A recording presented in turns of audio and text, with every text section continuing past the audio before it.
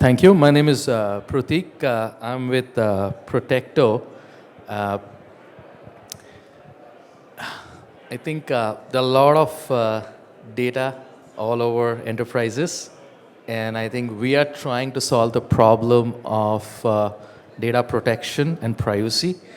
My journey with Protecto has been pretty interesting. The company was founded 2 years ago. I was one of the initial angel investors. I joined them full-time as a president 3 months ago. And we started looking at not just generative AI, but even regular use cases of data proliferation, PII sprawl. And what we uncovered is you have to decouple and solve this problem holistically. So there are some of these challenges that we are seeing where you have data residency issues where you could have a customer support engineer in a different geo solving a customer support use case for someone in Europe. And with Gen AI, what has happened is you also have a lot of these privacy attacks, which could be model inversion, membership inference. So we took a very interesting approach on solving this, which is a combination of synthetic data creation as well as trying to solve it through an architecture that we call Protecto Vault. I think the challenge with typical hashing or masking technology is it can create a lot of issues with your utility. So how do you solve and keep your utility, but also ensure that you are not allowing your LLMs to learn private data? So that's an interesting challenge. And this is one of the ways we are solving it. So imagine somebody gives you, I don't know, a million words. You have to surgically start replacing PII data, because if you over-engineer and try and do it, then the utility of the model is lost, right? And surgical masking requires you to essentially identify where in the text it appears. So we have our own NLP engine that can identify that. We also, and this is where the synthetic data concept happens, is you have to make sure that you replace it with the right level of form, type, and length so that you can use that pseudonym across other use cases also. And then this essentially allows you to not only uncover, identify, and replace your PII data, but also leverage it for interesting use cases across the industry. So this is what I wanted to get at. See, if you look at traditional use cases, our belief is you have to have a name-value pair or a vault-like technology wherein you can store all your masked and unmasked data, and that becomes your master data for across different machine learning models, right? So once you have created this vault where you have different PII data and you have created the relationship,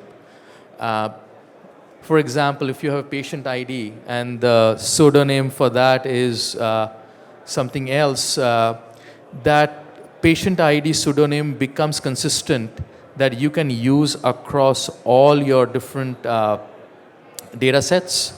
You preserve the referential integrity.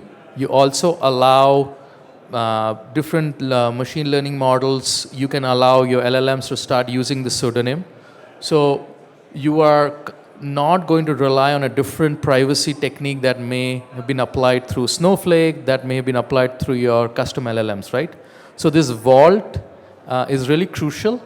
And what we are seeing is a lot of healthcare and financial service companies like banks are deploying this vault inside their firewall, and which we recommend as the best and the safest approach in terms of architecture. And then obviously the synthetic data, identifying the different attributes and how do you replace that, that is something we use through our NLP algorithm.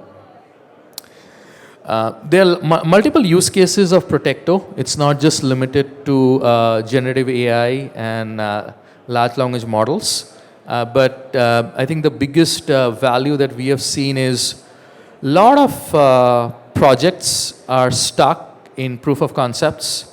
A lot of projects are not getting approval to go to production because the CIO or the CISO finally was brought to the table and said, hey, stop accessing ChatGPT, or we cannot allow this specific LLM that was developed by, let's say, the HR team for the broader audience, right? So we would come in and essentially be that insurance policy. We allow you to ensure that you're not revealing any PII information that you're not supposed to at the time of both training as well as prompting. And we allow you to essentially adopt generative AI in your enterprise. Some other use case that we are seeing is also around migration. When you're going from Redshift to Snowflake, you want to reduce your PII sprawl. That's how you use our Vault technology. Data residency is very interesting. As I said, a lot of times you're building your own chat or support LLMs that you want to allow your tech support engineers to get access to. But your tech support engineers could be all over the world, but let's say your customer is in Europe. You may have GDPR requirements. In those use cases, you want to ensure that certain information that is compliant is not moving across different borders. Now, obviously, in order for us to create synthetic data, we have our own algorithm. But those are some of the use cases that we are seeing at Protecto. We have in our website, protecto.ai, a free sign-up that you can do a trial. We have our APIs that is available. And then we also have other deployment techniques.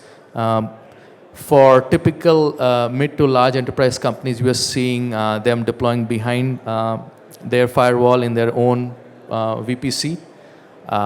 We also have a SaaS option. So yeah, happy to share more insights and look forward to interacting with some of you. Thank you.